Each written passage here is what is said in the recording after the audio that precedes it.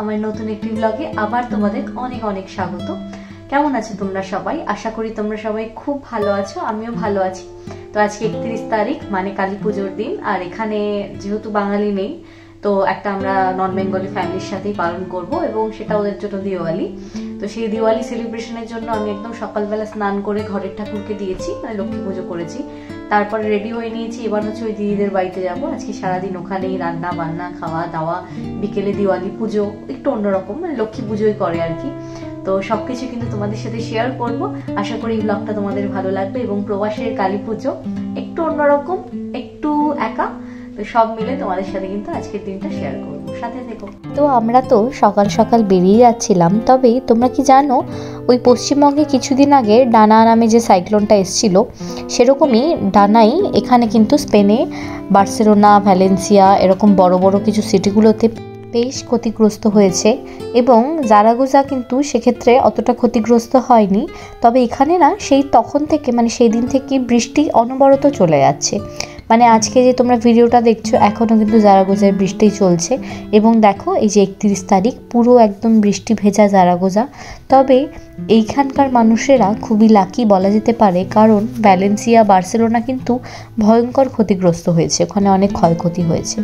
তো দেখো কথা বলতে বলতে আমরা কিন্তু বাস স্ট্যান্ডে চলে এসেছি এবং এই দিদিদের বাড়িটা আমাদের বাড়ির থেকে বাসে করে ওই 20 মিনিটের মতো লাগে। জারাগোজা তো খুব একটা বড় শহর নয়, তাই সব কিছুই খুব কাছাকাছি। তো তাই আমরা বাসে করেই কিন্তু দিদিদের বাড়িতে চলে যাচ্ছিলাম।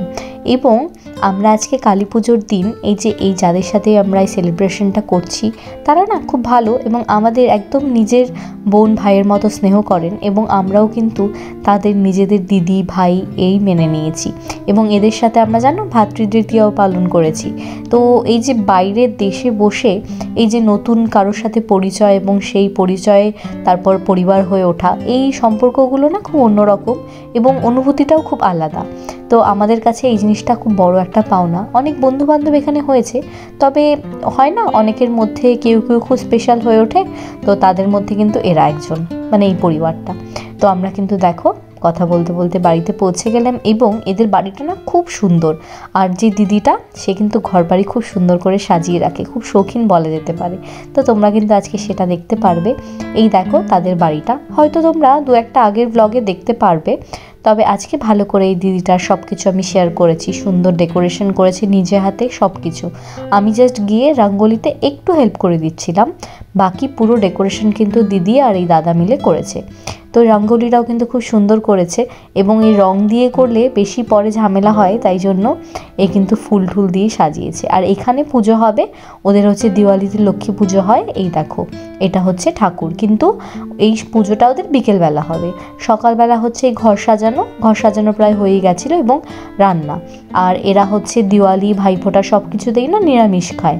তো আজকের আইটেমও কিন্তু ছিল নিরামিষই, তার মধ্যে ছিল ছোলা, মানে ওই ছোলে ভাটুরের ছোলা আর কি, ঘুগনি। তো অভিজিৎ কিন্তু এখানে ওই পেঁয়াজ কাটাতে হেল্প করেছে, আর দিদি তখন ছেলেকে আনতে স্কুলে বাসটা আর কি যেখানে আসে সেখানে আনতে গেছিলো। তারপরে এখানে তো আর দিওয়ালি নেই, এখানে হচ্ছে হ্যালোউইন। তো আজকে আবার ওই দিদির ছেলের স্কুলে ওই হ্যালোউইন প্রোগ্রাম ছিল। হ্যালোউইন তোমরা হয়তো অনেকে জানো, তো ওই হ্যালোউইন কালচারটা আমার অতটা মানে কোনোদিন সেলিব্রেট করিনি, তো ওই সম্পর্কে খুব একটা আইডিয়া নেই। তো কিন্তু এখানে যেহেতু বিদেশ, এখানে তো হ্যালোউইনটাই চলে। তো স্কুলে বাচ্চাদের বেশ ওই নানা রকম অ্যাটায়ারে এরা নানা রকম পারফরমেন্স করে, তো ওই জন্য সেটা করতেও গেছিলো। তারপর এসেও পড়েছে, আর ঘরে কিন্তু পুরো একদম দিওয়ালির সব কিছু শুরু হয়ে গেছে।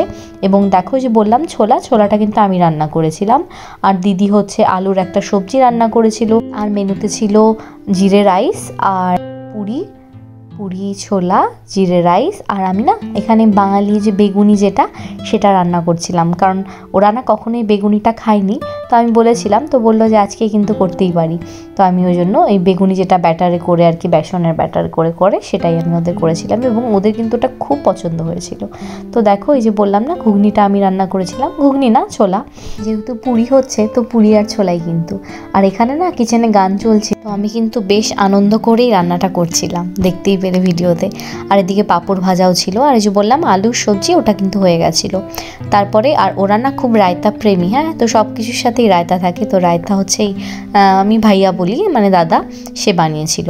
তো দুপুরে খাওয়া দাওয়া এই ছিল, এবং তারপর থেকে শুরু হবে বিকেলের সব অ্যারেঞ্জমেন্ট। তো আমি কিন্তু বিকেলে একটা লাল সুন্দর শাড়ি পরেছিলাম, সেটাও কিন্তু এই দিদির, কারণ আমি না এবার ইন্ডিয়া থেকে শুধু একটাই শাড়ি নিয়ে এসেছিলাম, তো তাই জন্য সেটা একবার অলরেডি গণপতিতে পরে নিয়েছি। তো আজকে দিদিটা বললো যে আমার একটা শাড়ি পর, আর এই যে এই শাড়িটা ছিল দিদিটার, খুব সুন্দর শাড়ি, হ্যান্ডলুমের শাড়ি ছিল। তো আমি কিন্তু বলছিলাম অভিজিৎকে একটু ভালো করে ভিডিও করো যাতে তোমরাও আমাকে দেখতে পারো। তো পুরোপুরি রেডি হয়ে গেছিলাম, খালি জুয়েলারির মধ্যে চুড়ি আর কানের পরা বাকি ছিল, তো সেটা একটু পরে তোমরা দেখতে পারবে। তারপর যেরকমটা বললাম, বিকেলবেলা পুজোর আয়োজন হয় এবং সবাই কিন্তু খুব সুন্দর করে রেডি হয়ে গেছিলো। একবারের জন্য মনে হচ্ছিল না আমরা হয়তো বাড়ির বাইরে বা ভারতের বাইরে রয়েছি, মানে ঘরের ভেতরের পরিবেশটা এত সুন্দর ছিল। আর ওই জন্য সবসময় পজিটিভ লোকেদের সাথে থাকলে দেখবে মন মানসিকতা এমনি খুব ভালো থাকে। লোক একটু কম থাকুক কিন্তু পজিটিভ লোকজন থাকুক, আমরা এটা মনে করি। তো যাই হোক, তারপরে পুজো কিন্তু দাদাই করেছিল এবং শুরু হয়ে গেছিলো পুজো। তারপরে পুজো বেশ অনেকক্ষণ হয়েছে, আর সবসময় না এই পুজোর একটা যে গন্ধ, পুজোর পরিবেশ, এটা আমার খুব পছন্দ। তো আমরা কিন্তু খুব মন ভরে পুজোটা অনুভব করছিলাম, এবং আমরা তারপরে একে একে সবাই আরতি করেছি। মানে প্রথমে দাদা করেছে, তারপর দাদার ফ্যামিলি করেছে, তারপর আমরা করেছি, এবং বেশ সুন্দর লাগছিল। একটু অন্যরকম পুজো, কারণ মানে আমাদের বাঙালিদের লক্ষ্মী পুজো আর ওদের লক্ষ্মী পুজো কিন্তু অনেক তফাৎ আছে। তবে ভগবানকে যেভাবে যেরকমভাবে তুমি যা কিছু অর্পণ করবে সেটাই কিন্তু ভগবান গ্রহণ করেন। তো আমরা কিন্তু সুন্দর করে প্রতিটা মুহূর্ত পুজোর অনুভব করছিলাম, এবং আমরা এখানে আরতিও দিয়েছি। তো এই যে বললাম না আরতি, ওরা হচ্ছে এভাবে দেয় একে একে করে, প্রথমে বড়রা দিয়েছে, তারপর আমি অভিজিৎ দিয়েছি, এভাবে কিন্তু আমরা খুব সুন্দর করে পুরো পুজোটা অনুভব করেছি। এবং এটাই ওদের এখানে দিওয়ালিতে লক্ষ্মী পূজন এভাবে এরা বলে। তো আমরা কিন্তু সুন্দর করে সব করার পরে তারপরে হচ্ছে ঘরে ওই দিয়া লাগানোর পালা। এরা হচ্ছে পুজোর পরে দিয়া লাগায়, মানে দিয়া মানে হচ্ছে ওই মোমবাতি, প্রদীপ, এখানে ওরা প্রদীপই লাগিয়েছিল। তারপরে কিন্তু সেটার পরে আমরা ডিনার করেছিলাম, এবং এখানে হচ্ছে আতশবাজি বলতে সেরকম তো কিছু পাওয়া যায় না, শুধু পাওয়া যায় হচ্ছে শুধু তারাবাতি। আমরা কিন্তু সেই তারাবাতি কিনে নিয়েছিলাম, এবং এখানে পুচকেটাও খুব খুশি ছিল। এবং আমরা না ও পুজোর পরে ওই প্রসাদ হিসেবে এই মিষ্টি ফল এগুলো একটু খেয়ে নিয়েছিলাম। আর এখানে যে মিষ্টিগুলো সেগুলো কিন্তু বেশিরভাগই ঘরে বানানো, মানে কাজু কাতলি আমি ঘরে বানিয়ে নিয়ে গেছিলাম, সেটা তোমাদের সাথে আর শেয়ার করা হয়নি। তারপর দিদিটা লাড্ডু বানিয়েছিল। তারপরে আমি তোমাদের ঘরটা কিন্তু ভালো করে দেখাচ্ছিলাম, মানে ভেতরে এত সুন্দর আলোর রোশনাই, কারণ এখানে না বাইরে লাইট লাগানো যায় না সেরকমভাবে, তো ওই জন্য ঘরেই সব কিছু অ্যারেঞ্জমেন্ট ছিল। আর এই যে কাজু কাতলি আমি বানিয়েছিলাম, আর লাড্ডুটা দিদি বানিয়েছিল, আর বাকি সোনপাপড়ি আর যে স্ন্যাক্সগুলো ছিল সেগুলো হচ্ছে বাইরের থেকে অর্ডার করা। তো তারপরে তোমাদের সাথে দেখো পুরো ঘরটা কিন্তু শেয়ার করেছি, এবং এত সুন্দর লাগছিল, এবং পুরো ডেকোরেশনটাই কিন্তু দিদি আর দাদা মিলে করেছে।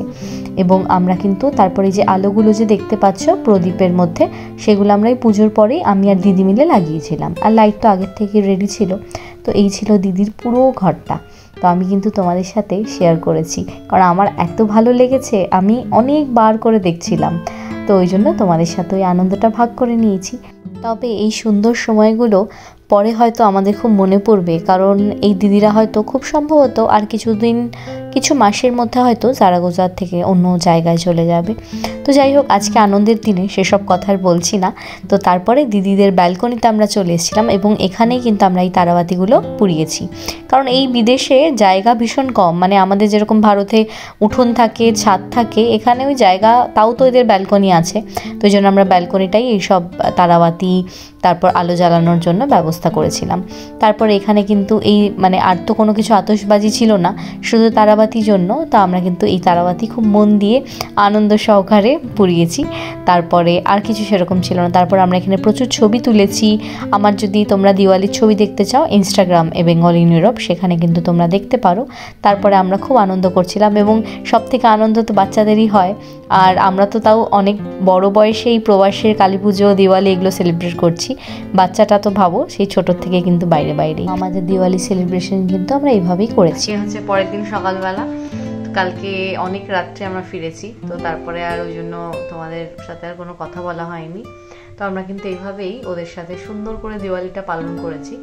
আর দুর্গা পুজোয় যে দুঃখটা ছিল, এই দিওয়ালিটা পালন করে মনটা অনেক হালকাও হয়েছে, ভালো লেগেছে। এবং দিওয়ালি হচ্ছে গিয়ে আলোর উৎসব, আনন্দের উৎসব, খুশির উৎসব, তো সেটা কিন্তু আমরা সবাই মিলে ভাগ করে নিয়েছি।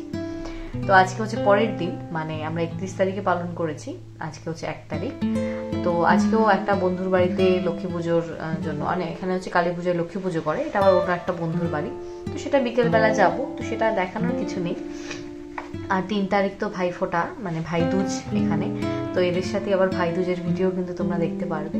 তো আশা করি তোমাদের এই ভিডিওটা ভালো লেগেছে, দিওয়ালি ব্লগটা ভালো লেগেছে, এবং আমাকে কীরকম লেগেছে, সবাইকে কীরকম লেগেছে, এবং অভিজিৎকে কীরকম লেগেছে সেটাও তোমরা জানিও। তোমাদের হচ্ছে অনেক শুভেচ্ছা কালী পুজোর, দিওয়ালির, হ্যাপি দিওয়ালি। এবং আমার এই ব্লগটা যদি তোমাদের ভালো লেগে থাকে, please do like, comment, share and subscribe to my YouTube channel. এভাবেই তোমরা আমাকে ভালোবাসতে থেকো। দেখা হচ্ছে পরবর্তী ইন্টারেস্টিং একটি ব্লগের সাথে। ততক্ষণ তোমরা সবাই খুব ভালো থেকো, সুস্থ থেকো। বাই।